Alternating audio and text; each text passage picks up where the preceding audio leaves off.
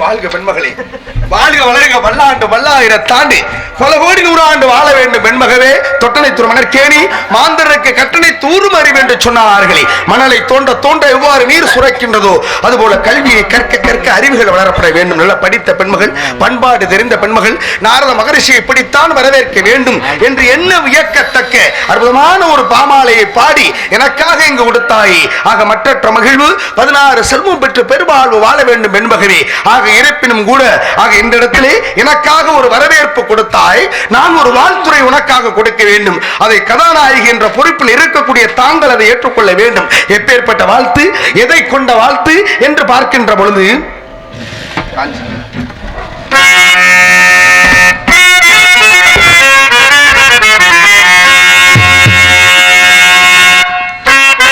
காஞ்சி பட்டுடுத்தி கஸ்தூரி பொட்டு வச்சு தேவதை போல் நடந்து வர வேண்டும்.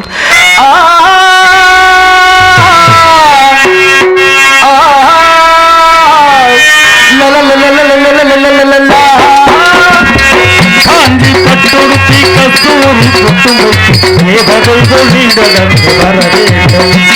திருமகளும் அழகை பெற வேண்டும்.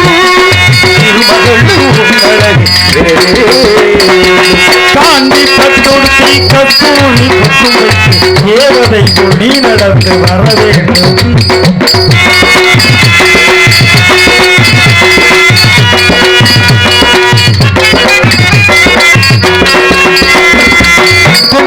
தாரையில சிவந்தமான பொழுதில பெண்குமாரி நீ வந்து வாழணும். நீ பேசாத வார்த்தையெல்லாம் பேசணும்.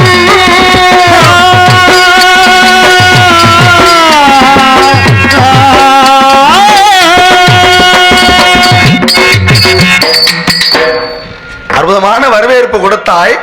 நான் ஒரு வாழ்த்துறை உனக்காக கொடுக்க வேண்டும் என்ற எண்ணத்தோடு ஆக இங்க வந்து அற்புதமா கொடுத்துக்கிட்டு இருக்கேன். உன் ஜவடாலு உன் சட்டத்துக்கு உள்ள போவே வெளியே வருவேன். உன்னையெல்லாம் யார் வள்ளின்னு கூட்டி வந்தது? உன்னையெல்லாம் யாருமா வர சொன்னது? இதான் நாகரிகமா? இதான் தமிழ் கலாச்சாரமா? இதுதான் உனக்கு தெரிஞ்ச விஷயமா? உங்க ஆத்தால குறை சொல்றதா, அப்பனை குறை சொல்றதா? வளர்த்த லட்சணம் அவ்வளவுதான். நாரத மகரிஷியினுடைய தன்மை தெரியுமா? நாரத மகரிஷி எப்பேற்பட்டவர் தெரியுமா? உங்க வீட்டு கிள்ளிக்கிறீ நினைச்சியா?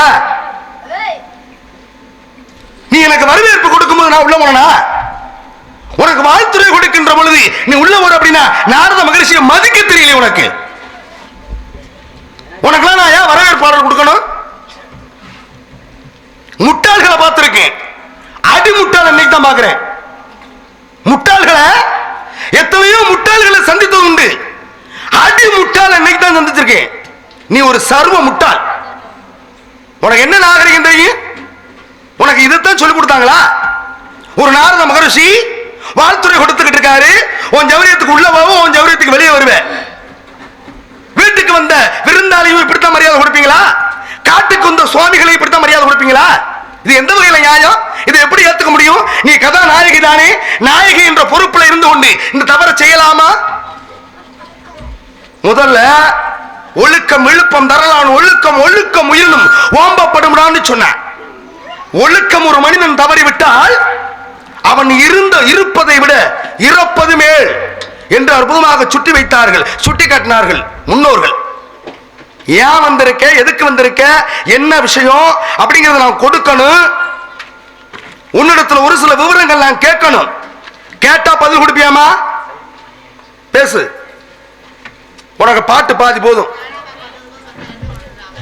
இங்க பேசு. ஒண்ணு மனோரஞ்சனி ஜெயிக்கணும், வள்ளிநாயகன் தான் ஜெயிக்கணும், இங்க போயிடணும். இல்ல நாரத மகரிஷி, இல்ல கதைக்கு அப்பாற்பட்டு வர்றியா? மனோரஞ்சனியா ரவி பிரசாத்தா எங்க போட்டு பாருங்க ஒப்ப மாவள. முதல்ல சபை நாகரிகம் தெரிஞ்சுக்க. யாரை எப்படி வரவேற்க வேண்டும், சிவனை எப்படி வணங்கணும், பெருமாளை எப்படி வணங்கணும், முருகப்பெருமானை எப்படி வணங்கணும், விநாயகனை எப்படி வணங்கணும், வீட்டுக்கு வந்த விருந்தாளி எப்படி வணங்கணும், என்னை போன்ற முனிவர்களை எப்படி வணங்கணும். வணங்குற முறை தெரியுமா? ஏன் வந்த, எதுக்கு வந்த, இங்க எதுக்காக வந்திருக்கீங்க? 64 கலைகளும் 18 புராணங்களும் 28 ஆகமங்களும் 32 தர்மங்களும் 96 தத்துவங்களும் பெற்றுள்ளவர் தாங்கள். தங்களுக்கு தெரியாது என்ற ஒன்றுமே கிடையாது. அப்படி இருக்கும் பொழுது தாங்கள் என்னிடம் வரம் கேட்டு தெரிஞ்சுக்கிறனோ அப்படின்னு சொல்றத கூட முறையா சொல்ல தெரியல. இங்க நான் எதற்காக வந்தேன், எதனால வந்தேன் அப்படின்ற காரணம் எல்லாமே உங்களுக்கு எல்லாம் தெரியும். பறவை விரட்டுவதற்காக வந்தனா கையை கட்டிக்கிட்டு வாயை பொத்திக்கிட்டு நின்னேன் அப்படின்னா என்னுடைய தந்தையாருடைய சொல்லுக்கு மரியாதை இல்லாம போயிடும். நீங்க தான் உங்க அப்பா பேச்ச கேட்காம தருதலையா பரதேசியா ஊரா திரியுறீங்க அப்படின்னா நானே எங்க அப்பா பேச்ச கேட்காம நான் இருக்க முடியுமா? ஏன்னா ஒரு நாளைக்கு ஒரு கலகம் செய்யணும் அப்படின்றது உங்களுடைய விதி. அந்த விதியை மாற்றுவதற்காக நீங்க போராடுறீங்க. ஒரு நாளைக்கு ஒரு கலகம் செய்து உங்களுடைய சிரசாகப்பட்டதை தப்பிக்க வைக்கணும் அப்படின்ற காரணத்திற்காக கலகம் செய்வதற்காக ஒவ்வொரு இடமா போய்கிட்டே இருக்கிறீங்க. இது உங்களுடைய குறிக்கோள். இந்த இடத்துல காவல் புரியணும், காவல்ல வெற்றி அடையணும். ஏன்னா எத்தனையோ பேர் காவலுக்கு வந்திருக்கிறாங்க, ஆனா வெற்றி அடைந்ததாக சரித்திரம் கிடையாது பெண்கள். அந்த வகையில நான் காவலுக்கு வந்திருக்கிறேன் அப்படின்னா இந்த காவல்ல வெற்றி அடையணும் அப்படின்ற குறிக்கோள் எனக்கு இருக்கும் பொழுது வழிபோக்கனா வந்த உங்களை மதிச்சு உங்களுக்கு வரவேற்புன்னு ஒண்ணு கொடுத்து இந்த இடத்துல நிக்க வச்சிருக்கிறதே பெரிய விஷயம். சபை நாகரிகத்தை பத்தி யாரு பேசணும் அப்படின்ற வரைமுறை இருக்கு. வந்ததுல இருந்து ஏதாவது தரக்குறைவான வார்த்தைகள் ஏதாவது என்னுடைய வாயிலிருந்து வந்ததா அப்படின்னு பார்த்தா கிடையாது. வந்த உடனே வரவேற்றேன், வலம் வந்து வணங்கினேன். இதற்கு மேல ஒரு சாமியாருக்கு என்ன மரியாதை செய்யணும், ஒரு முனிவருக்கு என்ன மரியாதை செய்யணும்? நின்று பேசிக்கிட்டு இருக்கிறேன். பறவை விரட்டுவதற்காக ஒரே இடத்துல நிற்காம அங்கங்க போய்கிட்டு, ஆனா என்னுடைய கவனம் முழுக்க இங்கதான் இருக்கு. ஏன்னா பரன்மேல் இருந்து தான் காவலை புரிகிறோம். எந்த நேரமும் கீழேயே நிற்க மாட்டோம், பரன் மேல் அமர்ந்துதான் காவல் இருப்போம். ஆக பரன்மேல் இருந்தாலும் என்னுடைய கவனமாகப்பட்டது நாலாபுரங்களிலும் இருக்கும்.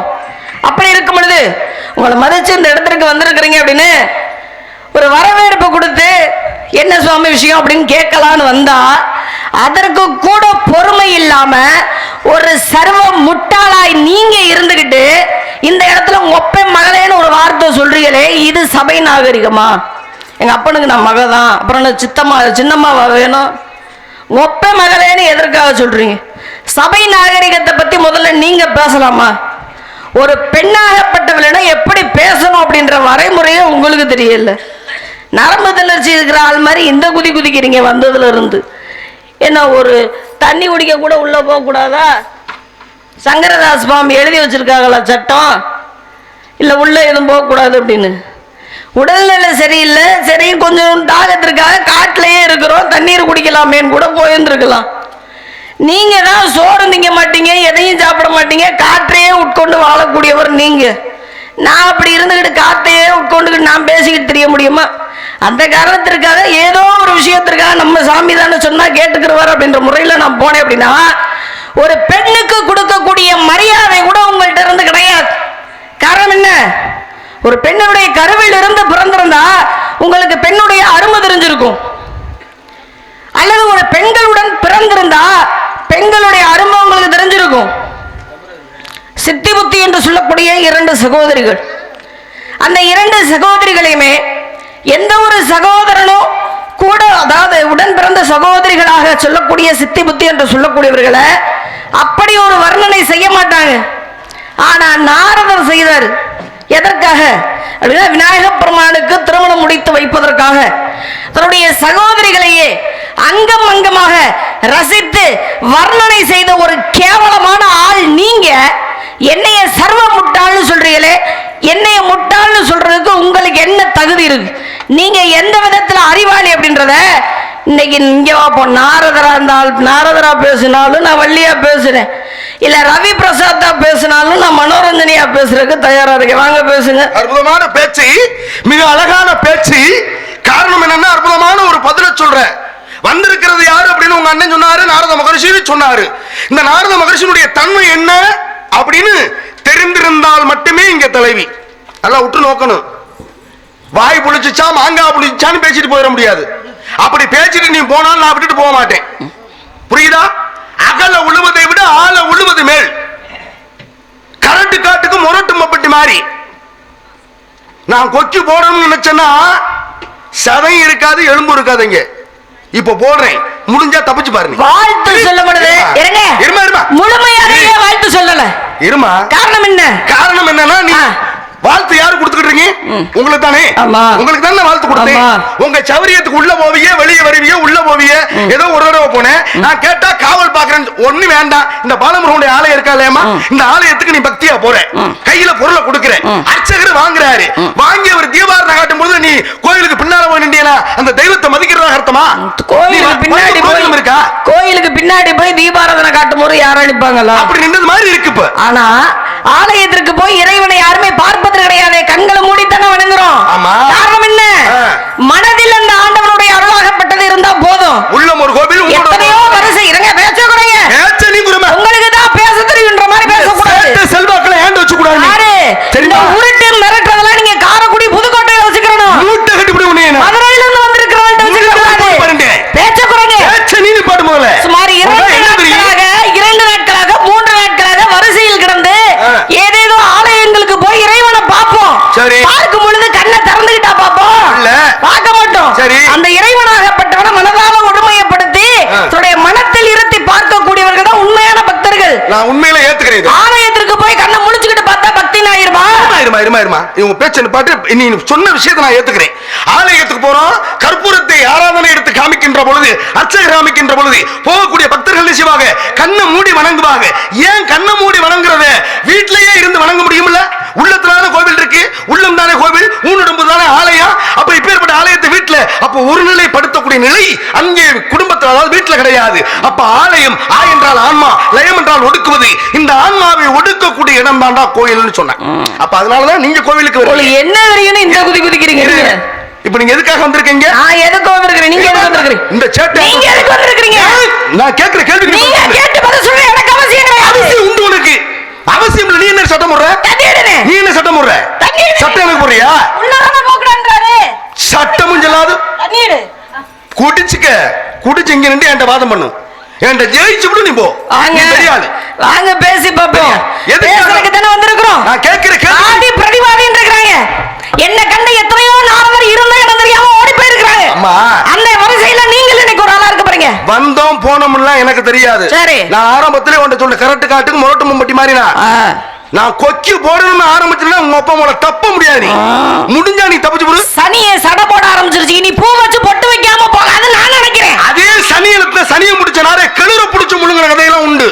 புரியுதா? சரி, ஒரு விஷயம் நான் கேட்க, நீ எதுக்காக வந்திருக்கேன்னு கேக்குறேன். காவலுக்கு வந்திருக்கிறேன். என்ன காவல்? திரை காவல். என்ன துணை? கடலினை செந்தனை. யாருக்காக? முருகனுக்காக. முருகனுக்காக நீ தான் வரணுமா? ஏன் வரக்கூடாதா? இல்ல நீ தான் வரணுமா? உங்க சௌரியமா? உன் சட்டத்துக்கு வருவியா? ஏன் சட்டத்துக்கு நான் வந்திருக்கிறேன். எங்க அப்பா பேச்ச கேட்டு நான் வந்திருக்கிறேன். இதுல என்ன உங்களுக்கு கஷ்டம்? தாயில் சிறந்த ஒரு கோவில் மல்லி தந்தை சொல்விக்க மந்திரமல்ல இருக்கிறாங்க. அப்ப தாய்க்கும் தந்தைக்கும் தெய்வமாக நினைத்தவன் இந்த உலகத்திலே எத்தனையோ பேர் உண்டு. பெத்த தகப்பன் சொல்ற போய் பெத்த தாயை வெட்டான்னு வெட்டினவன் யாருங்க? ஜமதக்னி முனிவர் சொல்லி பரசுராமராகப்பட்டவர் வெட்டினார் இல்லையா? யார போய் வெட்டினாரு? தந்தை தாயான ரேணுகா தேவியாகப்பட்டவள். தாயாகப்பட்ட ரேணுகா தேவியை மட்டும்தான் வெட்டினானா? ரேணுகா தேவியை மட்டும்தான். ஒரு ஏகாலி பெண்ணையும் வெட்டினார். ஏன் ஏகாலி பெண்ணை போய் தாயத்தானே வெட்ட சொன்னா? ஏன் ஏகாலி பெண்ணை வெட்டினார்? ரேணுகா தேவி அம்மா என்ன செய்யறாங்க? தன்னுடைய மகனுக்கு தன்னை கொண்ட பாவமாகப்பட்டது வந்துடக்கூடாது அப்படின்ற காரணத்திற்காக என்ன அவர் என்ன செய்யறாரு? பரசுராமர் தன்னுடைய தந்தையாருடைய சொல்லுக்கிணங்க தாயை வெட்டியே ஆகணும் அப்படின்ற காரணத்திற்காக வர்றாங்க. ஆனா தன்னுடைய பிள்ளைக்கு அந்த பாவம் போய் சேர்ந்து விடக்கூடாது என்பதற்காக ஒரு சலவை தொழில் புரியக்கூடிய பெண்ணுடைய வீட்டுல போய் அடைக்கலமாக இருக்கிறாங்க. அப்ப பரசுராமர் வெட்டுவதற்காக வரும் பொழுது இந்த ஏகாலி பெண் என்ன செய்யறா? வந்து சமாதானப்படுத்துவதற்காக முன்னாடி வர்ற பரசுராமர் பார்க்கிறார். தன்னுடைய தாய் தான் வர்றா அப்படின்னு நினைச்சுக்கிட்டு ஏகாலி பெண்ணாகப்பட்டவருடைய சிரசாகப்பட்டதை முதல்ல வெட்டிடுறார். அடுத்ததாக வந்து தன்னுடைய தாயினுடைய சிரசையும் வெட்டிடுறாரு. மாறி மாறி வெட்டினாரா இல்லையா? மாறி மாறி வெட்டியதா இந்த உலகத்துல ஒரு தெய்வம் உருவாச்சு. மாரியம்மன் என்று சொல்லக்கூடிய தெய்வமாகப்பட்டது. பாருங்க, மாரியம்மன் அப்படிங்கிற தெய்வம் இந்த பூலோகத்திலே உருவாக காரணமாகப்பட்டது யாரு அப்படின்னா சமந்தகனி முனிவர், ரேணுகா தேவி. அதே நேரத்தில் பாருங்க, ஆக பரசுராமன் இந்த மூவரும் சேர்ந்து ஆடிய திருமலை ஆடலை ஒரு தெய்வம். என்ன தெய்வம் அது? மாரியம்மன் என்ற தெய்வம். மண்ணாலே வந்தது மகாபாரதம், பெண்ணாலே வந்தது ராமாயணம். ராமாயணத்தை எழுதியவர் யாரு? எந்த மொழியில? சமஸ்கிருதத்தில் வடமொழியில ஏற்றியவர் யாரு? வடமொழியில. கம்பராகப்பட்டவர் தமிழாக்கம் பண்ணாரு. சரி. வடமொழியில எழுதியது நீங்க சொல்ல வான்மீக முனிவராகப்பட்டவர். அப்ப நான் சொல்ல வான்மீகி என்று சொல்லக்கூடியவன் எழுதுகின்றான். அப்ப அப்பேற்பட்ட தன்மையிலே இந்த கம்பன் என்று சொல்லக்கூடியவன் எந்த ஊரிலே ராமாயணத்தை அரங்கேற்றம் பண்ண நினைச்சா திருவரங்கம் என்று சொல்லக்கூடிய ஆக ஸ்ரீரங்கத்தில் அரங்கேற்றம் செய்யணும்னு ஆரம்பிச்சா. பாருங்க, தமிழாக்கம். மகாபாரதத்தை வடமொழியில ஏற்றியது யாரு? வால்மீகி முனிவராகப்பட்டவர். மகாபாரதத்தை வேதவியாசர் விநாயக பெருமான் சொல்ல வேதவியாசர் சொல்ல விநாயக பெருமான் எழுதினார். வேதவியாசன் சொல்ல விநாயக பெருமான் எதை ஒடித்து எழுதுறாரு? தன்னுடைய தந்தத்தை ஒடித்து எழுதினார். விநாயகனுக்கு எத்தனை தந்தம்? 2 தந்தங்கள் தான். வலது தந்தமா இடது தந்தமா ஒடிச்சு எழுதுனது? வலது தந்தமாகப்பட்டது ஒடிச்சு பாருங்க, வலது தந்தத்தை எடுத்து எழுதுகின்றார். மகாபாரதத்தை தமிழாக்கம் செய்தது யாரு? அது நிறைய பேர் பண்ணியிருக்கிறாங்க. குறிப்பாக சொல்ல போனா ஸ்ரீவில்லிபுத்தூராரோ சொல்லுவாங்க. எல்லா பிள்ளை என்று சொல்லக்கூடியவரும் பாரதத்தை மொழிபெயர்த்திருக்கிறாரு 16,000 பாடல்களால. மண்ணாலை வந்தது மகாபாரதம், பெண்ணாலை வந்தது ராமாயணம்னு சொல்லிட்டேன். இப்ப நான் என்ன கேட்கிறேன், அதாவது மகாபாரதத்திலே எத்தனை பருவங்கள் உண்டு? அது 18 பருவம் சொல்லுவாங்க. 18 பருவங்கள் உண்டு. கௌரவர்கள் எத்தனை பேரு? கௌரவர்கள் 100 பேர், பெண்ணுடன் சேர்த்து 101 பேர். அப்ப கௌரவர்கள் 101 பேர் உண்டு. பஞ்ச பாண்டவர்கள் எத்தனை பேரு? 5 பேர். பஞ்ச பாண்டவர்களுக்கு தலைவன் யாரு? தலைவன் யாரு? தர்மன். யுதிஷ்டிரன். அதாவது தர்மன் என்று சொல்லக்கூடியவன். அதே மாதிரி கௌரவர்களுக்கு தலைவர் யாரு? துரியோதனாகப்பட்டவன். அப்ப பாருங்க, இந்த இருவரும் சேர்ந்து இந்த ராமகாவியத்தை உருவாக்கி, அதாவது மகாபாரதம். அப்ப அதே நிலையிலே இப்ப நான் ஒண்ணு கேட்கிறேன், பருவம் 18 சொன்னீங்கல்ல, எழுதியது வேதவியாசன் சொல்ல விநாயக பெருமான் எழுதினார். 18 பருவம் தானே? ஆமா. யுத்தம் எத்தனை நாள் நடந்தது? 18 நாட்கள் நடந்தது. 18 நாட்கள் நடந்தது. கடைசியாக யுத்தம் நடக்குது. எந்த இடத்துல நடந்தது? நான் கேக்குறேன், எந்த இடத்துல நடந்தது நீங்க கேட்டிருக்கீங்க. எனக்கு புரியுது.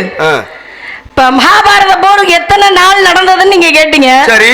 நான் 18 நாட்கள் நடந்ததுன்னு சொன்னேன். சரி. அதை நீங்க ஒத்துக்கிட்டீங்களே? இல்ல, 18 நாளா நடந்தது கிடையாது. எத்தனை நாள் நடந்தது? 16 நாள்ல நடந்து முடிக்கணும். ஒத்துக்கங்க. அப்புறம் நீங்க வாட்டுக்கு சரின்னு போறீங்க. அம்மா, நான் பேசி முடிச்சிட்டேன் அப்படின்னா அதுக்குள்ள ஒரு கொக்கியை போடுவேன் வாங்கிட்ட. இதுதான் உங்க லட்சணமா நான் கேட்பேன். அதுக்கு முன்னால உங்களை மாதிரி ஆளுகளை சந்திக்கிறதுனாலதான் இவ்வளவு தெளிவாக நாங்க இருக்கிறோம். அப்ப 16 நாள்ல முடிய வேண்டியது 18 நாள்ல முடியுது. இப்ப குருச்சேத்திர போர் எந்த இடத்துல நடந்தது? குருச்சேத்திர போர் எந்த இடத்துல நடந்தது?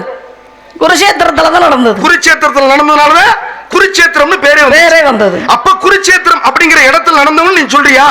அதான் உண்மையா? அதான் உண்மை. போய் படிச்சுக்கிட்டு வா. போ, முதல்ல உன்னை எல்லாம் யார் வர சொன்னது? வள்ளியில் கூட்டி வந்தது யாரு?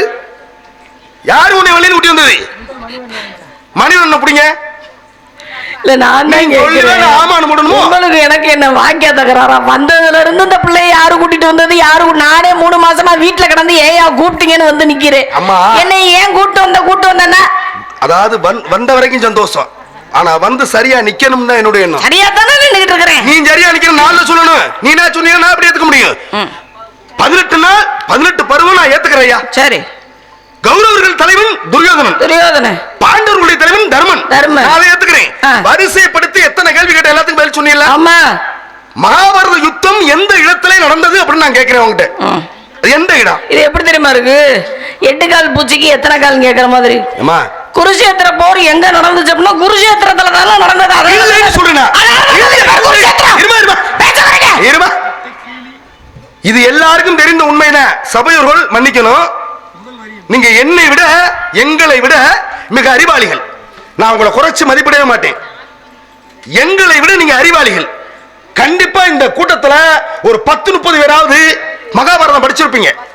நல்லா உற்று பாலமுருகனுக்கு பொதுவா சத்தியமா குருச்சேத்திரம் இடம் இல்ல. போதுமா? நான் ஏன் அந்த அம்மாவை நிப்பாட்டேன் தெரியுமா? இவங்க லட்சணம் அவ்வளவுதான். இதுக்குள்ள நீ நிப்பேன்னு எனக்கு தெரியும். இதுக்குள்ளதான் நீ நிப்ப எனக்கு தெரியும். யாரு வர நாரதருக்கு கூட்டிட்டு வந்தது? ஏன் வயிற்றுச்சலா இருக்கா? கேள்வி இத்தனை இவ்வளவு நேரமா கேள்வி கேட்டீங்க. ராமாயணத்தை எழுதினது யாரு? மகாபாரதத்தை எழுதினது யாரு? சமஸ்கிருதத்துல எழுதினது யாரு? தமிழ்ல எழுதினது யாரு? அது என்ன நடந்தது? இது என்ன நடந்தது? எல்லாத்தையுமே கேட்டீங்க, நான் பதில சொன்னேன். கடைசியாக அர்த்தமுள்ள ஒரு கேள்வியா கேட்கணும். குருஷேத்திர போர் எங்க நடந்ததுன்னா குருஷேத்திரத்துல தான் நடந்தது. இதுல என்ன புதுசா நீங்க மகாபாரத யுத்தம் எல்லாரும் சொல்றது குருச்சேத்திரத்துல தான் நடந்துச்சு. ஆமா அப்படின்னு சொல்றாங்க. இல்ல, நான் ஏத்துக்க மாட்டேன். அதுக்குன்னு ஒரு இடம் உண்டு. நல்லா தெரிஞ்சுக்குங்க. இது என்ன ஊருன்னு சொன்னீங்க ஐயா? சாந்தோர்பட்டி தானே?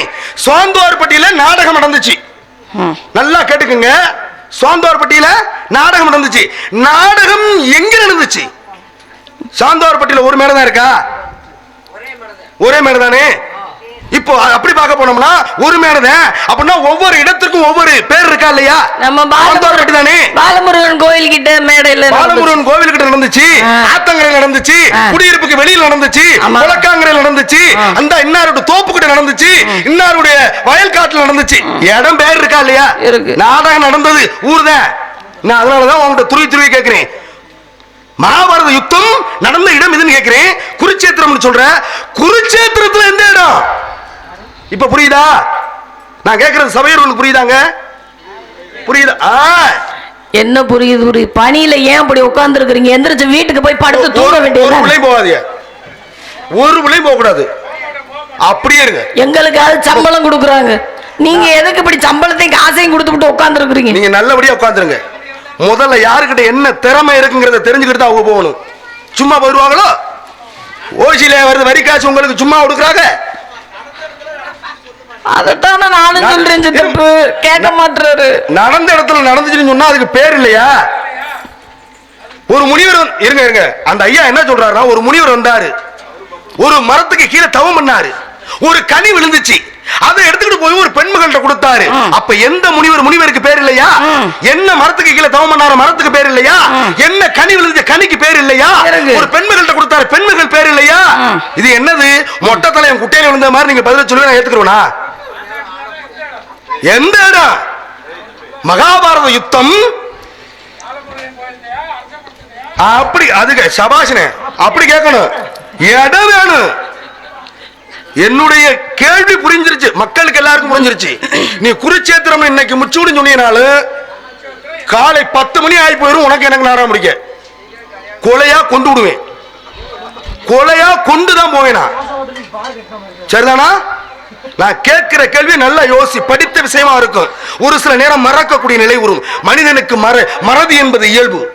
ஆனா இதுதான் உண்மைன்னு சொன்னீங்கன்னா அப்புறம் என் குணத்தை நான் காமிக்கிற மாதிரி வந்துடும். நான் ஏத்துக்கவே மாட்டேன். மகாபாரத யுத்தம் குருச்சேத்திரத்தில் நடந்தது. இது எல்லாருக்கும் தெரிந்த உண்மை. குருச்சேத்திரத்தில் எந்த இடத்துல நடந்துச்சு? அந்த இடத்துக்கு பேர் என்ன இருக்கு? பேர் சொல்லு.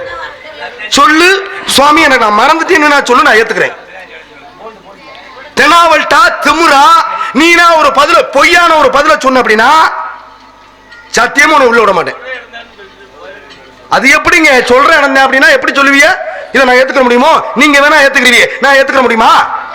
அப்புறம் இதுக்கு எனக்கு என்ன வித்தியாசம்? பேசாம இருங்க, நான் பாத்துக்கிறேன். என்ன பாவம் பெரிய என்ன வேணாலும் சொல்லுவீங்க, நான் கேட்டு போற காந்து. மகாபாரதத்துல குருஷேத்திர போர் 18 நாட்கள் நடந்தது அப்படின்னு நான் சொன்னேன். ஆனா நீங்க ஏத்துக்கிட்டீங்க கிடையாது. 16 நாட்கள் தான் நடந்தது. அதனால சொல்லிட்டேன் விளக்கம். 2 நாட்கள் ஏன் நடக்கல அப்படின்ற காரணம் எனக்கு வேணும். நான் பதில் சொல்றேன். பேச வரங்க. கேள்வி கேட்டீங்க, நீ அதுக்குள்ள வந்துட்ட. கேள்வி கேட்டீங்க, அமைதியா இருங்க. நீங்க கேட்ட கேள்வி எல்லாருக்கும் புரிஞ்சிருச்சு இல்லனே? நீங்க அமைதியா இருங்க. இப்ப நான் பேசக்கூடிய நேரம் பேசு. 18 நாட்கள் நடந்ததுன்னு தான் எல்லாரும் சொல்லுவாங்க. 18 பருவம் மகாபாரதத்துல 18 நாட்கள் யுத்தம் நடந்தது அப்படிமாங்க. ஆனா 18 நாட்கள் நடக்க கிடையாது, வெறும் 16 நாட்கள் மட்டும்தான் நடந்தது. அப்ப 2 நாட்கள் ஏன் நடக்கல? அதற்கான காரணம் எனக்கு வந்தாகணும். அதற்கு முன்பாக 2 பிரிவினர்களாக இருந்தாங்க, கௌரவர்கள் பாண்டவர்கள். துரியோதனாதியார்கள் என்று சொல்லக்கூடியவர்கள் கௌரவர்கள். இந்த பாண்டவர்கள் யார்? தர்மன், பீமன், அர்ஜுனன், நகுலன், சகாதேவன் என்று சொல்லக்கூடியவர்கள் பஞ்ச பாண்டவர்கள். இவர்கள் பாண்டவனுடைய பிள்ளைகள். இவர்கள் யார் அப்படின்னா திருதராஷ்டிரனுடைய பிள்ளைகள். 2 பேருக்குமே கருத்து வேறுபாடின் காரணமாக கடைசியாக யுத்தத்தில் வந்து முடிந்தது. அதுதான் மகாபாரத யுத்தம், குருஷேத்திர யுத்தம் என்று சொல்லக்கூடியது. எதற்காக குருஷேத்திர போர், மகாபாரத போர் அப்படின்றாங்களே, என்ன காரணம்? பாரத போர் அப்படின்னா ஒரு நாட்டில் போர் நடக்குது அப்படின்றது அர்த்தம். மகாபாரத போர் அப்படின்னா அந்த மாதிரி ஒரு போர் இந்த நான் எந்த ஒரு நாட்டிலையும் நடந்திருக்காது. அப்பேற்பட்ட பேரிழப்புகளோடு நடந்ததுதான் மகாபாரத போர். பல விதமான சூழ்ச்சிகளின் அடிப்படையில் நடந்தது மகாபாரத போர். இது எதற்காக இந்த போர் அப்படின்னா உங்களுக்கு நன்றாக தெரியும். தர்மம் நிலைக்கணும், அதர்மம் அழியணும் அப்படின்ற காரணத்திற்காக, மனபாரத்தை குறைப்பதற்காக கிருஷ்ண பரமாத்மா எடுத்த அவதாரத்தின் நோக்கமே மகாபாரத போர் நடக்கணும் அப்படின்றதுதான். அது நடந்தது குருஷேத்திரம் என்று சொல்லக்கூடிய ஒரு இடத்தில் தான் நடந்தது. மகாபாரத போர் நடந்த இடம் குருஷேத்திரம் அப்படின்னு நான் சொல்றேன். ஆனா நீங்க அதை ஒத்துக்க மாட்டீங்க. குருஷேத்திரத்துல எந்த இடம் அப்படின்னா அதற்கு ஒரு காரணம் இருக்கு. இப்ப வேற ஒண்ணு கிடையாது, வேற ஒண்ணு கிடையாது. இந்த போர் நடக்கக்கூடிய இடங்கள்ல எல்லாம் பாத்தீங்க அப்படின்னா பாசறை என்று சொல்லக்கூடிய ஒரு இடம் இருக்கும். இப்ப நம்ம கோயில் இருக்குல்லண்ணே, கோயில் பெரிய பெரிய கோயில்கள் எல்லாம் பாத்தீங்க அப்படின்னா நம்ம வீட்டுல இருந்தா அதற்கு பேர் சமையலறை, கோயில்ல இருந்தா என்ன சொல்லுவாங்க? புரியல. மடப்பள்ளின்னு சொல்லுவாங்க. இடம் மாறும். வீட்டுல இருந்தா சமையலறை, கோயில்ல இருந்தா மடப்பள்ளி. எப்படி மாறி? அப்ப ஒவ்வொரு இடத்திலும் ஒவ்வொரு ஒரு குறிப்பிட்ட இடமாகப்பட்டது இருக்கும். அதே மாதிரி போர் நடக்குது அப்படின்னா போர் செய்யக்கூடிய அனைத்து போர் வீரர்களும் இளைப்பாறுவதற்காகவும், ஏன்னா போருக்குன்னு நிறைய மரபுகள் இருந்தது, நிறைய கட்டுப்பாடுகள் இருந்தது. சூரியன் அஸ்தமனம் ஆயிருச்சு அப்படின்னா போர் நடத்தக்கூடாது. அப்ப போர் வீரர்கள் என்ன செய்வாங்க? வந்து ஓய்வு எடுப்பாங்க. மறுநாள் காலை ஆவதற்குள்ளாக ஓய்வு எடுப்பாங்க. ஆக ஓய்வு எடுப்பதற்கான ஒரு அறை இருக்கும். அது என்ன அறை அப்படின்னா பாசறை என்று சொல்லக்கூடியது. அங்கதான் அமர்ந்து சாப்பிடுவாங்க. பாசறை என்று சொல்லக்கூடியது ஓய்வு எடுக்கக்கூடிய ஒரு இடம். இன்னொரு முக்கியமான ஒரு இடம் இருக்கு. அது என்ன அப்படின்னா போர் வீரர்கள் எத்தனையோ போர் கருவிகளை வச்சிருப்பாங்க இல்லையா, அதை கையில வச்சுக்கிட்டே தூங்குவாங்க. தூங்குறப்ப கையில வச்சுக்கிட்டே தூங்குவாங்க. வில்லு இருக்கும், கதை இருக்கும், எத்தனையோ ஆயுதங்களாகப்பட்டது இருக்கும். அந்த ஆயுதங்களை எல்லாம் வைப்பதற்காக ஆயுத கிடங்கு என்று சொல்லக்கூடிய ஒரு இடமாகப்பட்டது இருந்தது. அந்த ஆயுதத்தை பூரா எல்லாரும் போவீரர்களும் தன்னுடைய ஆயுதங்களை சேகரித்து வைக்கக்கூடிய ஒரு இடம் ஒன்று இருந்தது. அந்த இடத்துலதான் பீமன் என்று சொல்லக்கூடியவனுக்கும் துரியோதனன் என்று சொல்லக்கூடியவனுக்கும் மிகப்பெரிய ஒரு போர், இந்த குருஷேத்திர போர் என்று சொல்லக்கூடியது நடந்தது. அந்த இடத்திற்கு பேர் என்ன அப்படின்னா ஆயுத கிடங்கு அப்படின்றது ஒரு புறம் இருந்தாலும் சமந்த பஞ்சக மடு அப்படிம்பாங்க. காரணம் என்ன? சமந்த பஞ்சக மடு அப்படின்னா என்ன அர்த்தம்? மடுன்னா என்ன? மேலிருந்து இருக்கக்கூடிய ஒரு இப்ப நீர்வீழ்ச்சி வச்சுக்கோங்களேன். நீர்வீழ்ச்சியாகப்பட்டது மேலிருந்து வருது அப்படின்னா கடைசியாக எங்க போகும்? ஒரு மடுவுக்கு தான் போகும். இந்த மடு நீர்வீழ்ச்சி தேங்கக்கூடிய ஒரு இடம். சமந்த பஞ்சக மடுன்னு எதற்காக சொல்றோம் அப்படின்னா முன்னாடி ஒரு கதை சொன்னேன் பார்த்தீங்களா, ஜமதக்னி முனிவர் அப்படின்னு. ஆக அந்த முனிவராகப்பட்டவருடைய மகனான பரசுராமர் என்ன செய்தார் அப்படின்னா 21 தலைமுறைகளை சேர்ந்த சத்திரியர்களை வேறறுப்பேன் அப்படின்னு ஒரு சபதம் எடுத்தார். காரணம் என்ன? தன்னுடைய தந்தையான ஜமதக்னி முனிவரை கார்த்தவீரியார்ஜுன என்று சொல்லக்கூடியவன் கொண்டான். 21 பானங்கள் போட்டு கொண்ட காரணத்தினால 21 தலைமுறைகளை சேர்ந்த சத்திரியர்களை அழித்து அவர்களுடைய உதிரம் என்று சொல்லக்கூடிய ரத்தமாகப்பட்டதை வைத்து அந்த இடத்துல திதி கொடுத்தார். அதனாலதான் அந்த இடத்திற்கு பேர் என்ன அப்படின்னா சமந்த பஞ்சக மடு என்று சொல்லக்கூடிய பேரு. நீங்க கேட்டீங்க குருஷேத்திர போர் எங்க நடந்தது, எங்க நடந்தது, எங்க நடந்தது அப்படின்னா குருஷேத்திரத்துல தான் நடந்தது. ஆனா குருஷேத்திரத்துல சமந்த பஞ்சக மடு என்று சொல்லக்கூடிய பரசுராமர் திதி கொடுத்த இடத்தில் நடந்ததுதான் இந்த குருஷேத்திர போர். கடைசியாக பீமனுக்கும் துரியோதனனுக்கும் யுத்தம் அங்க நடந்தது. அப்ப அந்த யுத்தம் முடிவுல வரணும். யுத்தங்கள முடிவுல வரணும்னா அதாவது பொதுமறையா சொல்லக்கூடிய இடம் குருச்சேத்திரம். ஆனால் கடைசியாக யுத்தம் முடியக்கூடிய இடமாகப்பட்டது அந்த இடத்தை தான் முடிவு பண்ண. அப்ப சமந்த பஞ்சக மடு சொல்லக்கூடிய ஆயுத கிடங்குக்கு அருகாமல் இருக்கக்கூடிய அந்த இடத்துலதான் அந்த போர் நிறைவு பெறுகின்றது. நான் ஏத்துக்கிறேன். ஒரே ஒரு விஷயமா அற்புதமா சொன்னேன். ஒவ்வொரு இடத்திற்கும் ஒவ்வொரு பெயர்கள் வர காரணமாக இருக்கின்றது. அப்ப பாருங்க குருச்சேத்திரம் எல்லாரும் சொல்ற மாதிரி நீ சொன்னீங்கன்னா அதை நான் ஏத்துக்கிற மாதிரி இருக்கணும். அப்ப சமந்த பஞ்சக மடு என்று சொல்லக்கூடிய அந்த இடத்துக்கு பேர் வச்சிருக்க, அங்கேதான் நிறைவா முடியுது. அப்ப பாருங்க பொதுமறை இந்த இடத்துல நாடகம் நடக்குது, இந்த ஊர்ல நாடகம் நடக்குது, அந்த ஊர்ல எந்த இடத்துல நிறைவு பெற்றது? ஏன்னா என்னுடைய கேள்வி அதுதான். மொட்டையா நீ சொல்லிட்டு போனீங்கன்னா நான் எப்படி ஏத்துக்க முடியும்? மொட்டை தலை குட்டையில விழுந்தது மாதிரி சொன்னீங்கன்னா நான் எப்படி ஏத்துக்க முடியும்? இன்னொரு விஷயம் அற்புதமா கேட்டேன்.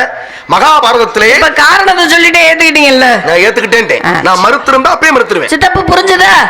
மறுத்துருவேன். இப்ப நான் ஒண்ணு கேட்டிருக்கேன்ல, அந்த 2 நாள் ஏன் நடக்கல? 16 நாட்கள் தான் நடந்தது குருஷேத்திர போர். அது குறித்தது 16 நாள். ஆமா. ஆனால் அந்த 2 நாள் தாண்டி போயிடுச்சு. ஏன் 18 நாள் ஆகி போச்சு?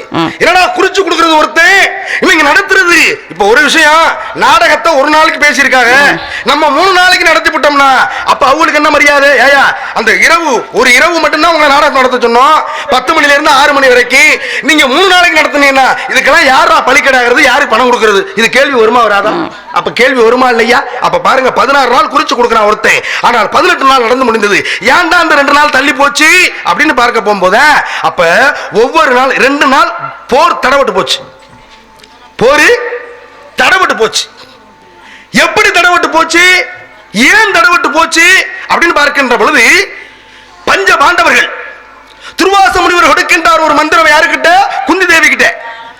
பணிப்பெண்ணா இருக்கா, அம்மா நான் தவத்துக்கு போறேன், நிறைவா உனக்கு என்ன வர வேணும்னு கேட்கிறாரு. அப்ப எதை நினைத்தாலும் என் அருகில் வர வேண்டும், அப்பேற்பட்ட மந்திரத்தை கொடுங்கன்னு சொல்றான். அப்ப தந்தைன்னு சொல்றாரு.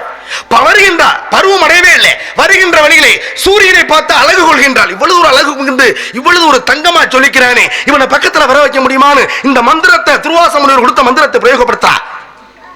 நேர சூரிய பகவான் வந்துட்டார். சூரிய பகவான் வந்த உடனே அப்ப இருவருக்கும் ஒரு குழந்தை உருவாகியது. அது யாரு?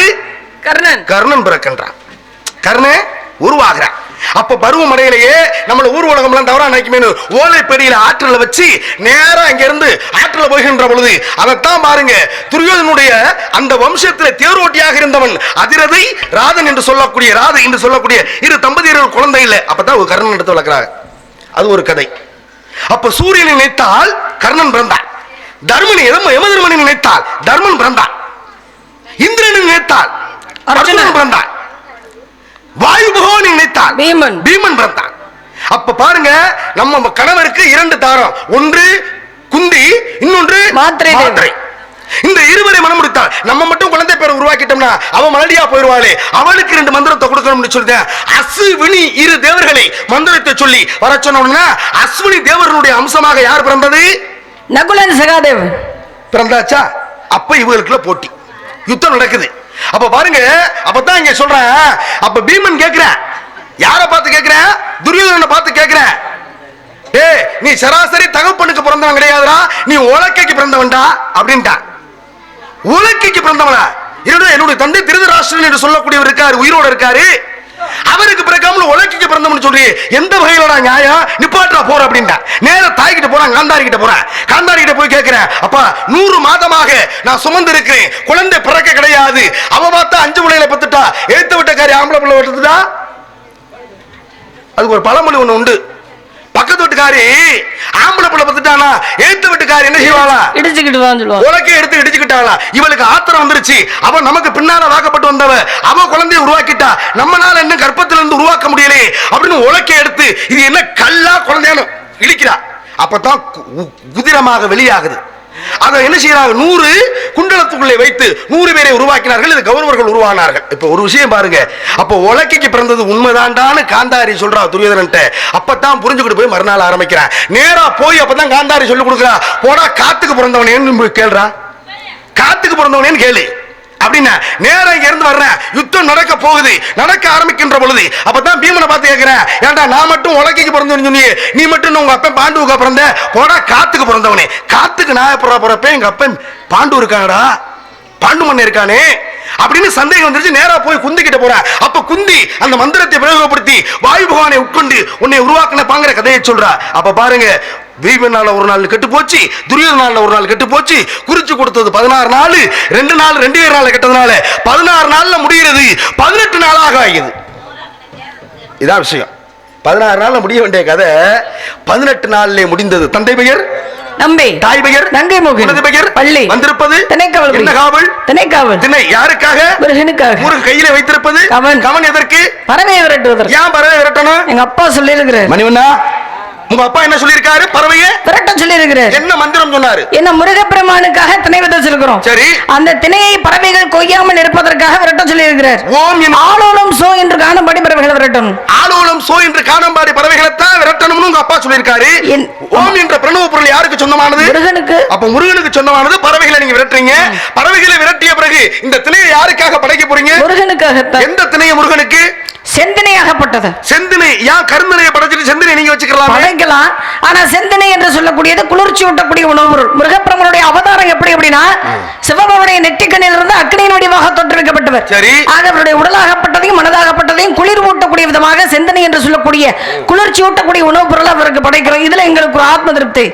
ஆத்ம திருப்திக்காக செந்தனையை படைக்கின்றோம். கருந்தனை யாருக்கு? எங்களுக்கு. அதை என்ன செய்வீங்க நீங்க? நாங்க எடுத்துட்டு போயிருவோம் வீட்டுக்கு. அப்ப உணவாக பயன்படுத்திக் கொள்ளக்கூடிய நிலை அந்த கருந்தனைக்கு உண்டு. அப்ப செந்தனையும் கருந்தனையும் இங்கே திணி வைத்து பானம்பாடி வரக்கூடிய பறவைகளை காணத்தாலே விரட்டிக் கொண்டு ஆக இருக்கக்கூடிய கதையின் பிரகாரம் உன்னிடத்திலே ஒரு சில விவரம் நான் கேட்கலாமா? மீண்டும் ஒரு விவரம் கேட்டா பதில் வருமா? கண்டிப்பாக. பண்டு விழிகர் கண்டி மொழி மாதேனி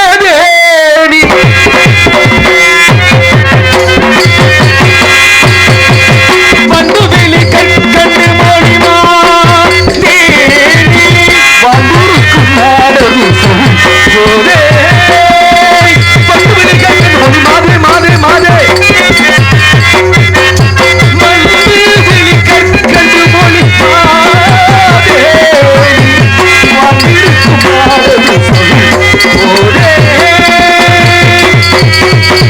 வண்டுமொழி கற்கண்டு மொழிமாதே நீ வாழ்ந்திருக்கும் நாடக சொல் கோதைமா ஞான நிலைதான்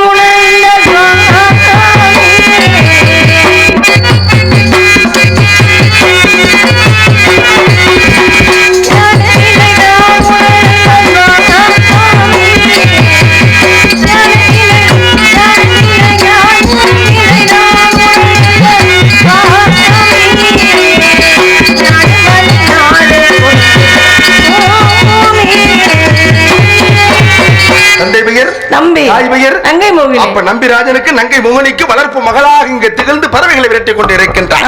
பெண்களுக்கு உண்டான பருவங்கள் 7 வகை பருவம். என்னென்ன பருவம்? பேதை பெருமை மங்கை மடந்தை அறிவை தெளிவை பேரிடம் என்று சொல்லக்கூடியது. அடைந்திருக்கூடிய பருவம் மங்கை பருவம். மங்கை பருவத்துக்கு வயது 13. அப்ப 13னா பருவமடைந்த பெண்மகள் தான் காவலுக்கு வர வேண்டும். அப்ப இந்த இடத்துல உனக்கு முன்னதாக யாரும் காவலுக்கு வந்திருக்காங்களா? இந்த இடத்திற்கு வரல. முல்லை நிலத்திற்கு என்னுடைய அத்தையாகப்பட்ட செஞ்சி லட்சுமி என்று சொல்லக்கூடியவர்கள் வந்திருக்காங்க. அத்தை செஞ்சி லட்சுமி என்று சொல்லக்கூடிய பெண்மகள் வந்து நரசிங்க பெருமான திருமணம் முடிச்சாங்க. திருமணம் முடிச்சு சென்றார்கள். ஆக இருக்கட்டும், உன்னுடைய உருவத்திற்கும் பருவத்திற்கு தகுந்தார் போலே உனக்கு மாப்பிள்ளை பார்த்து வந்திருக்குமா? மாப்பிள்ளை பேரை சொல்லவா? சொல்லுங்க. மகிழேறும் மன்னவனாம் மால்மருகன்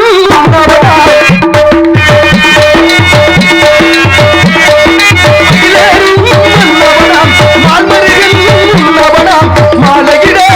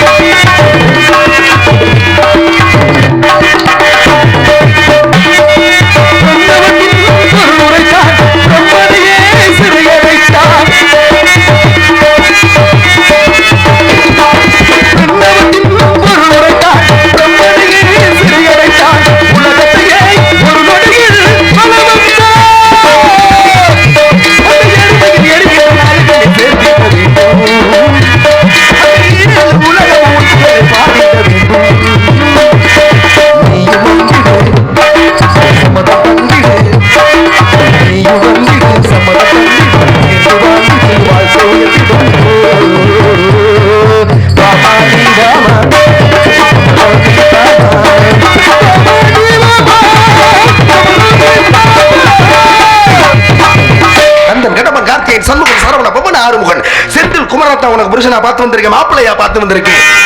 சொல்லி பிரம்ம முகூர்த்தத்தில் திருமணத்தை வச்சுக்கிறோமா? சொல்லு முன் வார்த்தை கேளமா, கேட்டா மோட்சம், இல்லைன்னா வாழ்க்கை வீச்சமா போயிருமா? அப்ப சொல்லு முன் வார்த்தை பெரியவங்க சொன்னா பெருமாள் சொன்ன மாதிரி அல்ப கல்லு முந்தன அவஸ்தை நீ விட்டு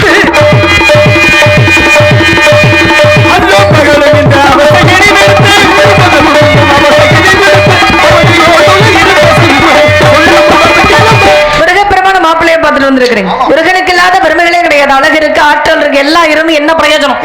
ஏற்கனவே ஒரு மனைவி இருக்கும் பொழுது 2ஆம் தாரமா போச்சுன்றீங்களே, இது எந்த வகையில நியாயம்? 2ஆம் தாரம்னு நீங்க நினைக்கிறோம்? முதல் தரம் உனக்கு நான் தேவையில்லைன்ற. ஏன் தேவையில்லைங்கிற? நீங்க எதற்கு எனக்கு வாங்கி கொடுக்கணும்? சிறுவனம் இல்லாம வீடு போய் சேராதுன்னு சொல்லுவாங்க பெரியவங்க. சொன்னா பெருமாள் சொன்ன மாதிரி கேளு என்னம்மா பெரிய மனுஷன் சொல்ற? பெரியவங்க சொன்னா பெருமாள் சொன்ன மாதிரி. ஆனா அந்த பெருமானுடைய பேரனே வந்து சொல்றீங்களே ஏதோ நல்ல மாப்பிள்ளையா இருக்கும்னு கேட்டா, ஏற்கனவே திருமணமான ஒரு ஆளுக்கு இப்ப நான் கேட்கிறேன், முருகனுக்கும் தெய்வ யானைக்கும் திருமணம் நடத்தி வச்சது யாரு? நீங்க தானே. வெக்கமல்ல உங்களுக்கு? வெக்கப்படணும். அங்கேயும் திருமணம் முடிச்சு வச்சுட்டு என்னையும் திருமணம் முடிச்சு வைக்கிறேன்றீங்க. காரணம் இருக்கு. நாளைக்கு இன்னொரு பெண்ணையும் திருமணம் முடிச்சு வைக்க மாட்டீங்க, என்ன நிச்சயம்? இன்னாருக்கு இன்னார் என்று எழுதி வைத்தான் தேவன் என்று. யாருக்கு என்ன என்று தலை எழுதி கிட்டமுட எந்தலை இன்னும் என்று எழுதி விட்டு சிவனும் செத்து விட்டான முட்ட முட்ட பஞ்சமே ஆனாலும் யாருக்கு என்னெல்லாம் பாக்கி அடையணுமோ அதை அடையணும். இது சின்ன புள்ள உனக்கு தெரியல. உங்களுக்கு இல்லற வாழ்வுனா என்னன்னே தெரியாது.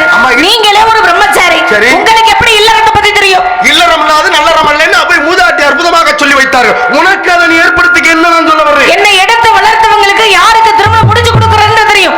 கடவுளா நினைக்கக்கூடிய ஒரு தெய்வத்தை கணவனா ஏத்துக்கிற சொல்லியலை எப்படி ஏத்துக்க முடியும்? கணவனே கண்கண்ட தெய்வம் என்பது பழமொழி. ஆக தெய்வத்தை கணவனா ஆகிக்கொள். புதுமொழி. நான் சொல்றதை கேளு. நீங்க என்ன வேணா சொல்லுங்க, எனக்கு அந்த மிருக பிரமாணம் பிடிக்கல. பிடிக்காத திருமணத்தை வற்புறுத்துறதுக்கு என்ன பேர் தெரியுமா? குடி கொடுப்பது உண்டு. கோத்திரத்தின் முறையோ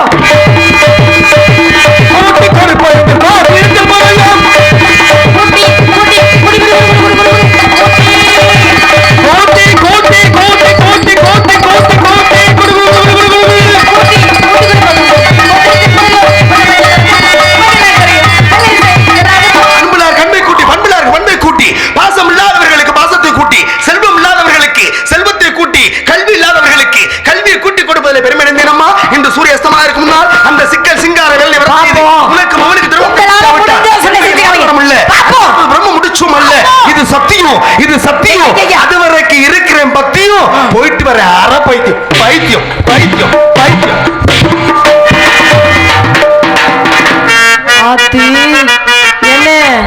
என்ன இந்த இப்ப எனக்கு சக்கலத்தி தெய்வயானன்னு எனக்கு நல்லா தெரியும். ஆனா போன பிறவில இவருதான் எனக்கு சக்கலத்தியா இருந்திருப்பாரு போல. இந்த இடி இடிக்கிறாரு. நான் ஏன் அப்படிலாம் பேசுனேன் தெரியுமா? இப்படி எல்லாம் பேசினாதான் இவருக்கு கொஞ்சமாவது ரோஷம் வரும். ஆக கூட்டி கொடுக்கிறவரு நிச்சயம் முருகப்பெருமான்ட்டு நேரம் உள்ள போய் போட்டு கொடுத்துருப்பார். ஒரு இம்சை போயிருச்சு, இன்னொரு மிகப்பெரிய இம்சை காத்துக்கிட்டு இருக்கு. இருந்தாலும் அவருக்காகத்தானே எல்லாமே. முருகா விரைவில் வாருங்கள். அரோகரா.